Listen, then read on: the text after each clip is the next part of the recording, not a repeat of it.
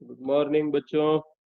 आज का विषय है इतिहास और इतिहास के अंतर्गत हम लोग असहयोग आंदोलन सीखने वाले हैं। इसमें इसके पहले के पाठ में हम लोगों ने देखा था कि किस तरह से कांग्रेस की स्थापना एक अंग्रेज अधिकारी थे, अफसर थे, एओ ह्यूम, उन्होंने शुरू किया था। अब उसके बाद कांग्रेस की स्थापना के राष्ट्रीय कांग्रेस की स्थापना के उद्देश्य क्या थे और उस उद्देश्य को लेकर के किस तरह से आगे चलते हुए कांग्रेस में भी दो दल हुए। दो दल कौन कौन से हुए? नरम दल और गरम दल। अब हम लोगों ने देखा नरम और गरम दल के नेताओं में सिर्फ मतभेद इस बात को लेकर के था कि हम लोग अपनी बातें किस तरह से अंग्रेजों के सामने, ब्रिटिश के सामने रखें। अब ब्रिटिश के सामने किस तरह से रखें में क्या था, जो नरम दल था वो चाहता था कि किसी भी चीज को हठ पूर्वक न मनवा करके हम लोग प्यार से उस चीज को मनवाएं। अब प्यार से मनवाने का मतलब क्या था कि जो भी हमारे अधिकार है उसके लिए वो एप्लीकेशन करते थे, निवेदन करते थे अंग्रेजों से, और उसके अनुसार उनको कॉन्स्टिट्यूशन चाहिए या जो भी चेंजेस चाहिए, जो भी परिवर्तन चाहिए, वो उनको मिलता था। लेकिन जो गरम दल के नेता थे उनकी सोच ऐसी थी, जैसे लोकमान्य तिलक जी थे, लाल बाल पाल तीन नाम बताया था मैंने। उनकी सोच ऐसी थी कि हम लोगों का अधिकार है और वो अधिकार हमको मिलना ही चाहिए। अंग्रेजों से हम कोई भीख नहीं मांग रहे, हमारा देश है, इस पे राज करने का अधिकार हमारा है। तो इस तरह से नरम गल दल और गरम दल 1919 तक 18 तक का जो युग है उसे लोकमान्य तिलक का युग कहा जाता है, तिलक युग। उसके बाद फिर गांधी जी का आगमन राष्ट्रीय आंदोलन में हुआ। दक्षिण अफ्रीका से गांधी जी हमारे देश में आए, बैरिस्टर थे, और उसके बाद उनके नेतृत्व में कांग्रेस आगे बढ़ी और देश का जो राष्ट्रीय स्वतंत्रता आंदोलन था उसकी शुरुआत हुई।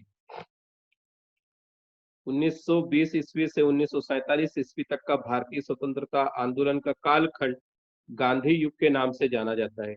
1920 ईस्वी में लोकमान्य तिलक के निधन के बाद राष्ट्रीय आंदोलन की बागडोर महात्मा गांधी के हाथ में आई। गांधी जी ने सत्य, अहिंसा और सत्याग्रह जैसे सूत्रों द्वारा भारतीय स्वतंत्रता युद्ध को नई दिशा दी। गांधी जी के प्रभावी नेतृत्व के फलस्वरूप राष्ट्रीय आंदोलन और अधिक व्यापक हुआ। भारत के स्वतंत्रता आंदोलन का नया युग प्रारंभ हुआ। जैसा मैंने बताया कि 1919 में ही गांधी जी का आगमन हुआ, और उसके पहले लोकमान्य तिलक ने काफी संघर्ष किया देश को आजाद कराने में।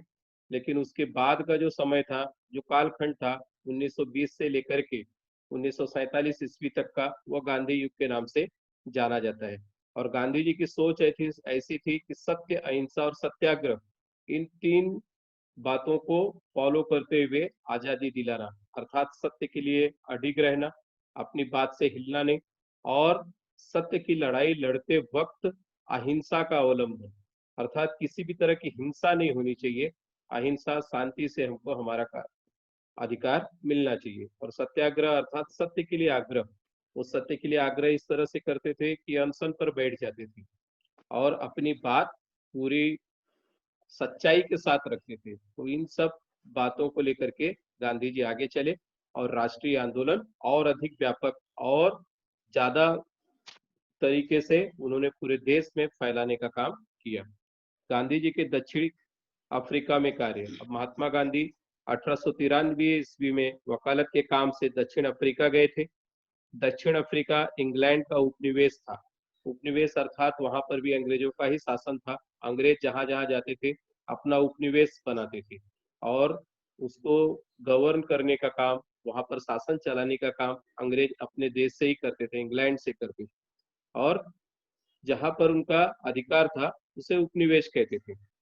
वहां अनेक भारतीय उद्योग, व्यापार और काम धंधों के लिए स्थायी रूप में बस गए थे। ढेर सारे भारतीय लोग वहां पर रुके थे दक्षिण अफ्रीका में काम धंधे के उद्देश्य से। रहते थे, अपना व्यापार करते थे। वहाँ के हिंदी भारतीय लोगों के साथ अपराधी की भांति व्यवहार किया जाता था। उनका हर स्थान पर अपमान किया जाता था।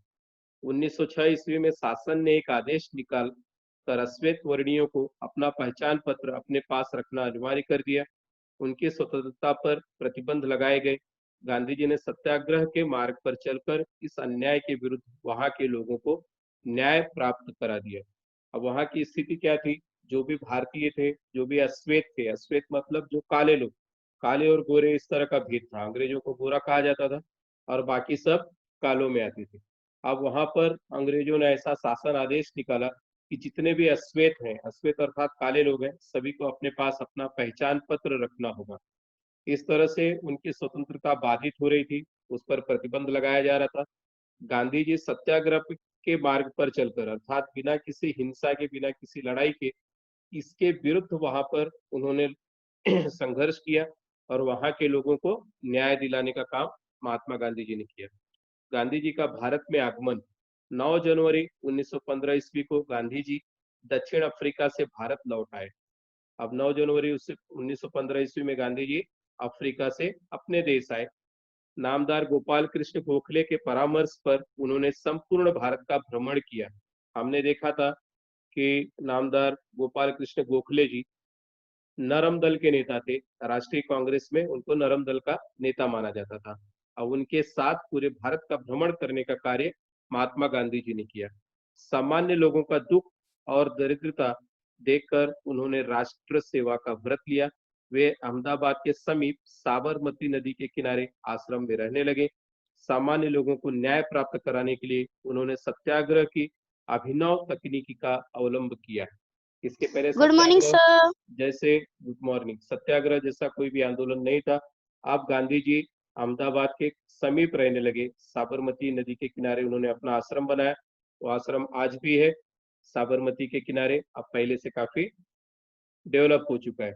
अब उन्होंने देखा कि यहाँ के लोगों पर दरिद्रता, यहाँ के लोगों का दुख, और फिर उन्होंने राष्ट्र सेवा करने का व्रत लिया, संकल्प लिया और उसके लिए सत्याग्रह जैसे तकनीकी का अवलंब किया।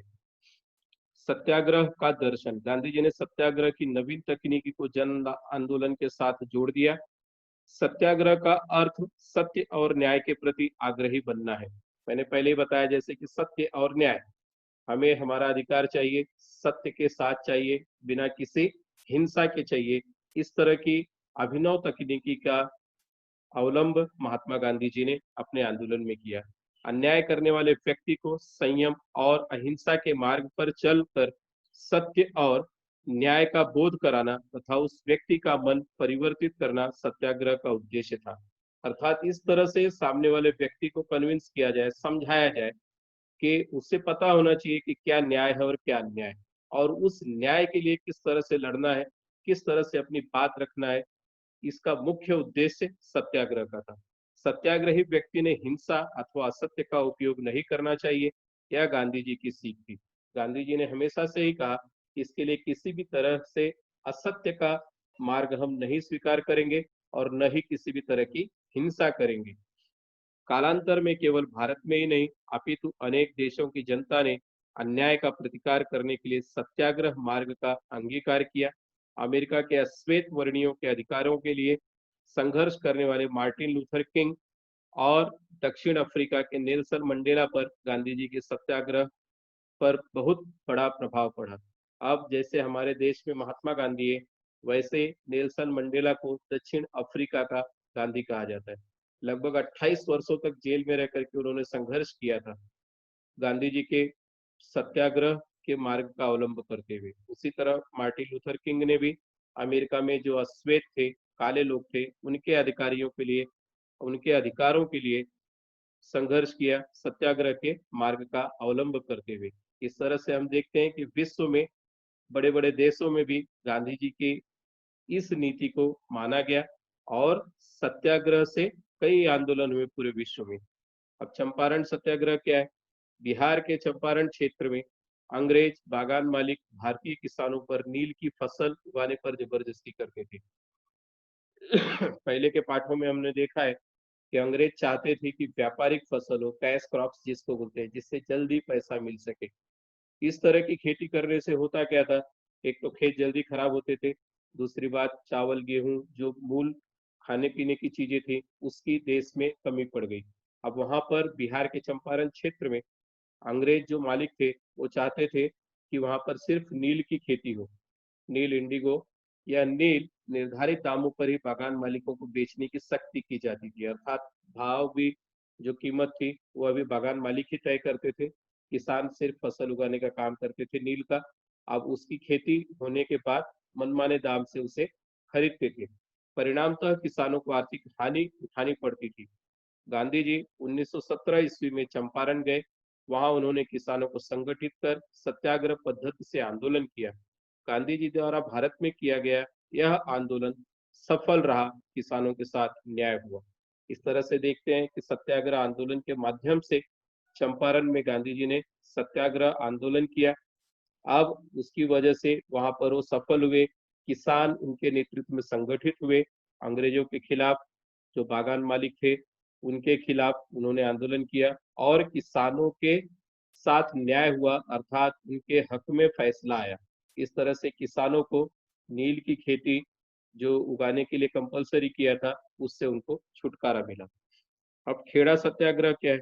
गुजरात के खेड़ा जिले में लगातार अकाल पड़ने से फसलों की अत्यंत दुर्गति हो गई थी। फिर भी सरकार द्वारा बलात् लगान वसूल किया जा रहा था। गांधी जी ने किसानों को लगान अदा न करने की सलाह दी थी। अब गुजरात के खेड़ा में बहुत अकाल पड़ा था, सूखा पड़ा था, फसल की अत्यंत खराब स्थिति थी, दुर्गति हो गई थी, खेती नहीं हुई थी, फिर भी जबरदस्ती लगान वसूलने का काम सरकार कर रही थी। किसान पहले से ही खस्ता हाल थे, उसके बाद इस तरह का लगान देना, तो गांधी जी ने सभी किसानों को सलाह दिया कि इस यहाँ पर किसी को लगान न दिया जाए क्योंकि खेती नहीं हुई है। तब यहाँ पर हम चित्र देख रहे हैं चंपारण मूवमेंट, चंपारण का जो सत्याग्रह था किसानों के साथ गांधी जी ने सत्याग्रह किया, उसी तरह से खेड़ा सत्याग्रह का भी चित्र है। गांधी जी ने खेड़ा सत्याग्रह किया गुजरात में, चंपारण बिहार का क्षेत्र जहाँ पर नील की खेती उगाने के लिए कंपलसरी किया गया था उस जगह पर। तो इस तरह से हम देखते हैं कि गांधी जी ने अनेक जन आंदोलन किए। अब किसानों ने 1918 ईस्वी में खेड़ा जिले में लगान बंदी आंदोलन प्रारंभ किया। गांधी जी ने आंदोलन का नेतृत्व करना स्वीकार किया। अल्पावधि में ही सरकार ने लगान माफ कर दिया। अब गांधी जी की यह दूसरी सफलता थी, पहली चंपारण बिहार की, उसके बाद खेड़ा जिला गुजरात में।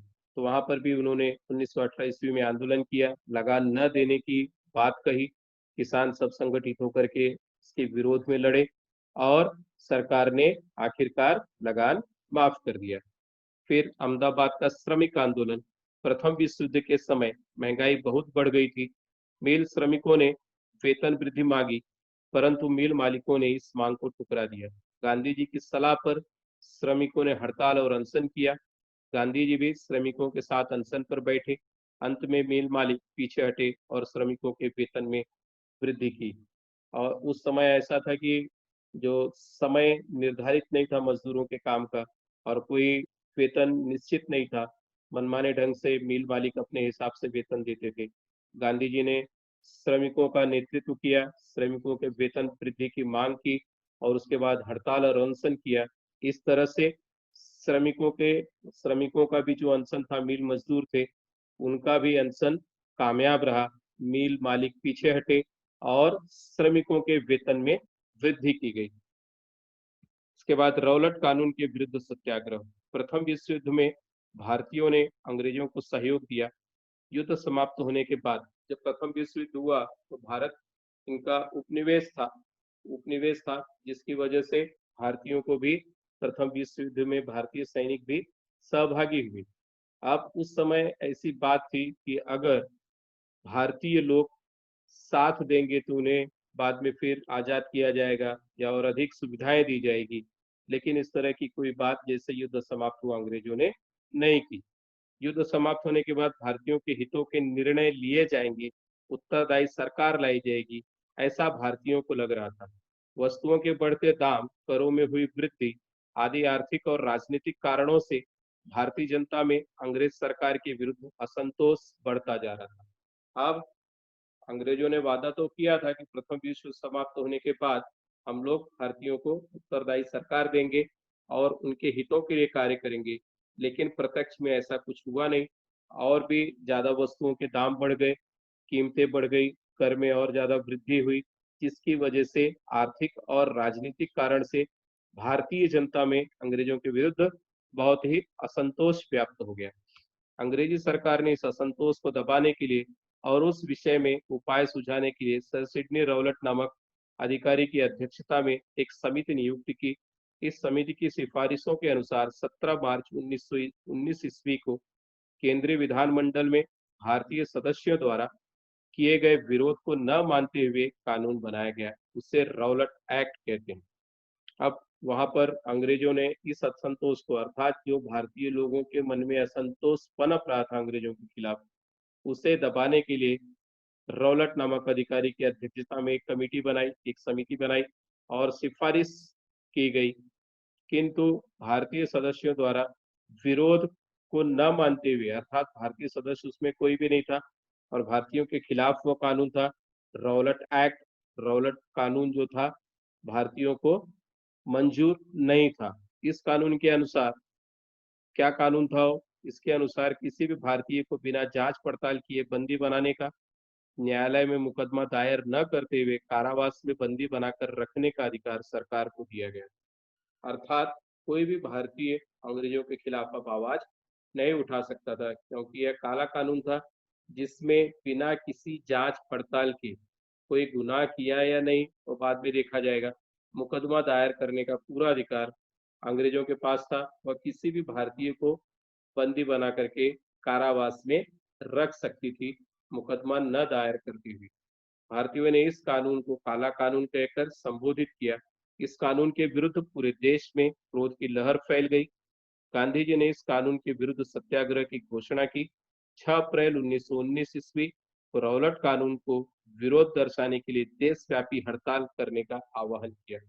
इस तरह से इस काले कानून के विरोध में गांधी जी ने भी सत्याग्रह किया और 6 अप्रैल 1919 ईस्वी को रौलट कानून का विरोध दर्शाने के लिए पूरे भारत भर में हड़ताल करने का आह्वान किया। पूरे भारत में स्ट्राइक हुई।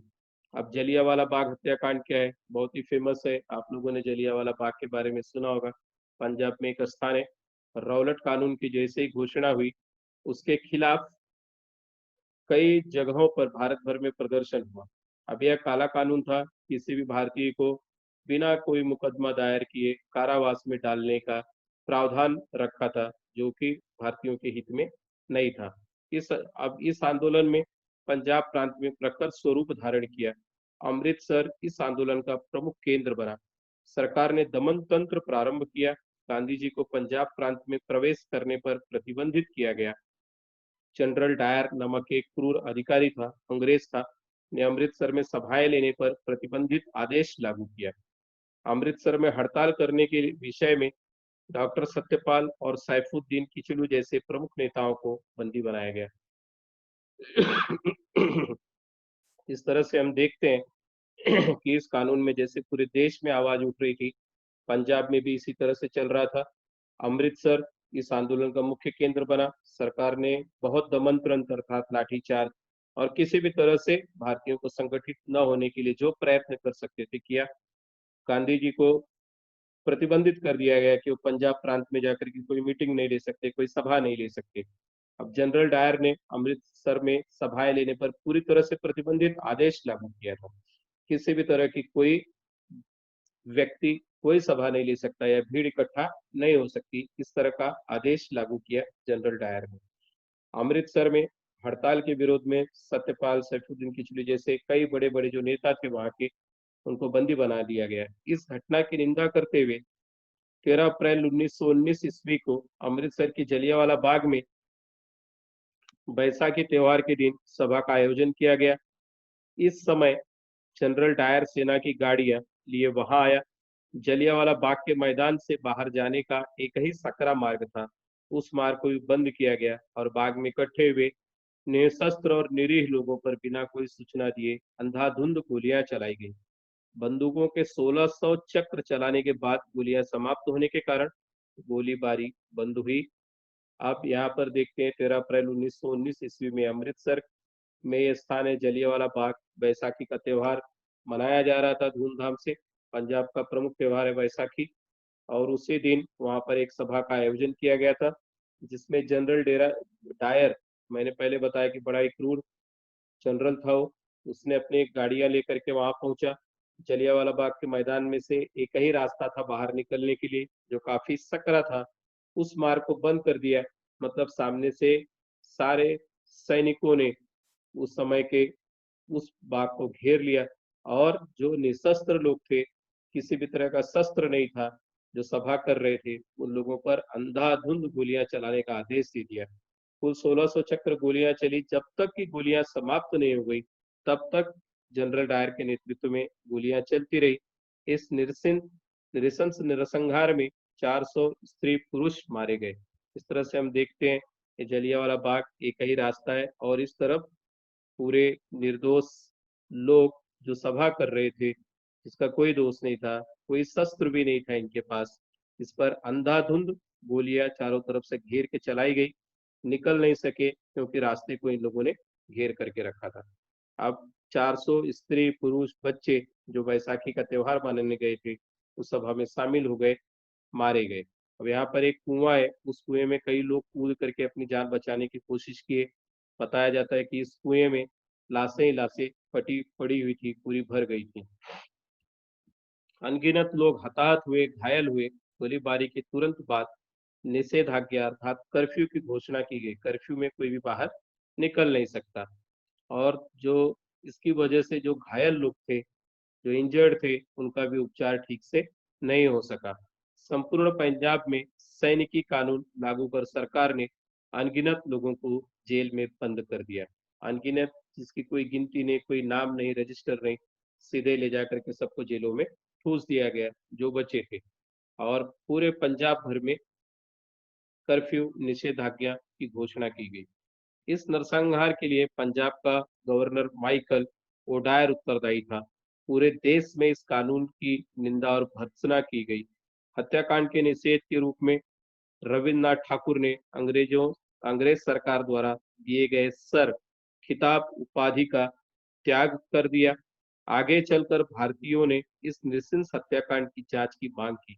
अब रविन्द्रनाथ ठाकुर जी को सर की उपाधि अंग्रेजों ने दी गई थी, प्रसिद्ध कवि थे, किंतु उन्होंने भी अपनी उपाधि का इस आंदोलन के लिए विरोध स्वरूप अपनी उपाधि, या जो इन लोगों ने जनरल डायर ने गोलीबारी कराई थी, उसके खिलाफ अपनी उपाधि का त्याग किया। और जो भारतीय थे, भारतीय लोगों ने, पूरे विश्व में इसकी भर्त्सना हुई, और भारतीय लोगों ने भी इस हत्याकांड की जांच की मांग की। अब खिलाफत आंदोलन क्या है? तुर्किस्तान का सुल्तान विश्व के मुस्लिमों का खलीफा माना जाता था। प्रथम विश्व युद्ध में तुर्की इंग्लैंड के विरोधी गुट में था। युद्ध में युद्ध में भारतीय मुस्लिमों का सहयोग प्राप्त करने के लिए युद्ध समाप्त होने के बाद खलीफा के साम्राज्य को क्षति नहीं पहुंचाई जाएगी, यह आश्वासन इंग्लैंड के प्रधानमंत्री ने दिया था। परंतु युद्ध समाप्त होने पर इंग्लैंड ने अपने आश्वासन का पालन नहीं किया। परिणाम स्वरूप मुस्लिमों में आक्रोश की लहर व्याप्त हुई। खलीफा को समर्थन देने के लिए भारतीय मुस्लिमों ने आंदोलन प्रारंभ किया। इस आंदोलन को खिलाफत आंदोलन कहते हैं। अब खिलाफत आंदोलन, तुर्किस्तान का जो सुल्तान था, पूरे विश्व में मुस्लिमों का खलीफा, खलीफा अर्थात धार्मिक गुरु, लीडर माना जाता था। प्रथम विश्व युद्ध में तुर्की इंग्लैंड के विरोधी गुट में था। अब तुर्किस्तान इंग्लैंड का विरोधी होने के कारण मुस्लिमों ने, भारतीय मुसलमानों ने सहयोग देने से पहले मना कर दिया था, किंतु अंग्रेज सरकार ने यह बात कही कि वह किसी भी तरह से खलीफा के साम्राज्य को नुकसान नहीं पहुंचाएगा। तब जाकर के जो भारतीय मुस्लिम थे, अंग्रेजों के साथ लड़ने के लिए तैयार हुए। किंतु इंग्लैंड ने अपने आश्वासन जो दिया था कि तुर्किस्तान के खिलाफ कोई भी कार्रवाई नहीं करेगा युद्ध समाप्त होते ही, इस आश्वासन का उसने पालन नहीं किया। परिणाम स्वरूप जो भारत के मुस्लिम थे, उनमें आक्रोश की लहर, क्योंकि अंग्रेज जो थे वो अपनी बात पर अडिग नहीं रहे, अपनी बात पर रुके नहीं रहे, और गलत कार्य किया उन लोगों ने। तुर्किस्तान के खिलाफ जो कार्रवाई की, तो मुस्लिमों ने आंदोलन शुरू किया। इस आंदोलन को खिलाफत आंदोलन कहते हैं। इस आंदोलन इस मुद्दे को लेकर यदि हिंदू मुस्लिम एकता पर आधारित राष्ट्रीय आंदोलन प्रारंभ किया जाए तो सरकार निश्चित रूप से सही रास्ते पर आएगी, ऐसा गांधी जी ने सोचा। फलतः गांधी जी ने खिलाफत आंदोलन को समर्थन दिया। सरकार के साथ असहयोग करने के गांधी जी के प्रस्ताव को खिलाफत कमेटी ने मान्य किया। इस समय हिंदू मुस्लिम एकता के विशेष रूप से दर्शन हुए। हम देखते हैं कि खिलाफत आंदोलन मुस्लिम लोग अंग्रेजों के खिलाफ कर रहे थे, और ऐसे समय फिर गांधी जी ने भी सोचा कि यदि सभी लोग मिलजुल करके अंग्रेजों के खिलाफ आंदोलन करेंगे तो उसका एक अच्छा परिणाम निकलेगा। इसके लिए गांधी जी ने खिलाफत आंदोलन को अपना पूरी तरह से समर्थन दिया और कमेटी बनाई, और जिसमें यह प्रस्ताव दिया गया कि खिलाफत असहयोग आंदोलन शुरू करने के लिए, और गांधी जी के इस प्रस्ताव को मान्य किया गया। असहयोग आंदोलन क्या है? असहयोग आंदोलन के पीछे गांधी जी की एक घोषणा थी, धारणा थी कि भारत में अंग्रेजों का शासन भारतीयों के सहयोग पर निर्भर करता है। यदि भारतीय अंग्रेजी शासन के साथ संपूर्ण असहयोग कर दें तो उनका शासन धराशायी हो जाएगा। इस उद्देश्य को लेकर उन्होंने जनता को असहयोग आंदोलन में सम्मिलित होने का आह्वान किया।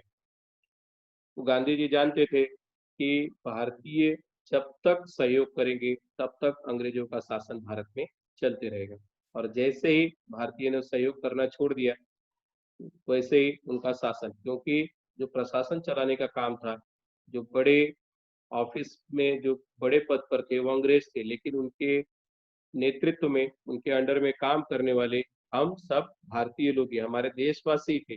गांधी जी ने सोचा कि अगर इस तरह से किया जाए, असहयोग आंदोलन की शुरुआत की जाए, तो इस तरह से अंग्रेजों को हम हटा सकते हैं अपने देश से। 1920 ईस्वी में राष्ट्रीय कांग्रेस का अधिवेशन नागपुर में हुआ। इस अधिवेशन में चित्तरंजन दास ने असहयोग आंदोलन का प्रस्ताव रखा। इस प्रस्ताव को सभी ने स्वीकृति प्रदान की। असहयोग आंदोलन की समस्त बागडोर गांधी जी को सौंपी गई। इस प्रस्ताव के अनुसार सरकारी कार्यालयों, न्यायालयों, विदेशी वस्तुओं, सरकारी विद्यालयों, महाविद्यालयों का बहिष्कार करने का निश्चय किया। इस तरह से हम देखते हैं कि असहयोग आंदोलन के लिए 1920 ईस्वी में राष्ट्रीय कांग्रेस का जो अधिवेशन रखा गया, उसमें प्रस्ताव रखा गया इसका कि हम लोग अब अंग्रेजों को पूरी तरह से अंग्रेजों का बहिष्कार करेंगे, उनके विदेशी वस्तुओं का बहिष्कार करेंगे, सरकारी विद्यालयों, महाविद्यालयों का बहिष्कार करेंगे, राष्ट्रीय शिक्षा जो अपने देश हित की शिक्षा, अपने देश की शिक्षा है, उसको हम मान्य करेंगे। इस तरह से इस सब चीजों की बागडोर जो थी गांधी जी को सौंपी गई, और गांधी जी के नेतृत्व में असहयोग आंदोलन की शुरुआत हुई। असहयोग आंदोलन की यात्रा। असहयोग आंदोलन की योजना के अनुसार पंडित मोतीलाल नेहरू, चित्तरंजन दास आदि विख्यात वकीलों ने न्यायालयों का बहिष्कार किया। सब बड़े बड़े बैरिस्टर्स थे, इन लोगों ने, वकील थे, इन लोगों ने न्यायालयों का बहिष्कार किया, अर्थात अब न्यायालय में मुकदमे नहीं लड़ेंगे। इसी अवधि में विद्यालयों, महाविद्यालयों का बहिष्कार कर राष्ट्रीय शिक्षा की कल्पना को साकार करने का प्रयास किया गया। अनेक राष्ट्रीय विद्यालयों, महाविद्यालयों और विश्वविद्यालयों की स्थापना हुई। होने वाले चुनाव का भी बहिष्कार किया गया। विदेशी वस्त्रों का बहिष्कार किया गया। विदेशी वस्तुओं को जलाया गया। विदेशी वस्त्रों को बेचने वाली दुकानों के सामने धरने दिए गए। फलतः विदेशी वस्त्रों का आयात कम हो गया। अब हम देखते हैं, हम जानते हैं, जैसा कि भारतीय उद्योग धंधे पहले के पाठों में पढ़ा हमने कि किस तरह से उद्योग धंधे नष्ट हुए, क्योंकि हमारे यहाँ हाथ करघे पर कपड़े बनाए जाते थे, और वहां से विदेश से, अंग्रेजों के यहाँ से बना बनाया माल आता था, तैयार कपड़ा आता था, यहाँ से कच्चा माल जाता था, कॉटन यहाँ से जाता था, वहां पर मिलों में बन करके आता था, जिसकी वजह से लेबर चार्जेस कम होते थे और वो कपड़े सस्ते होते थे।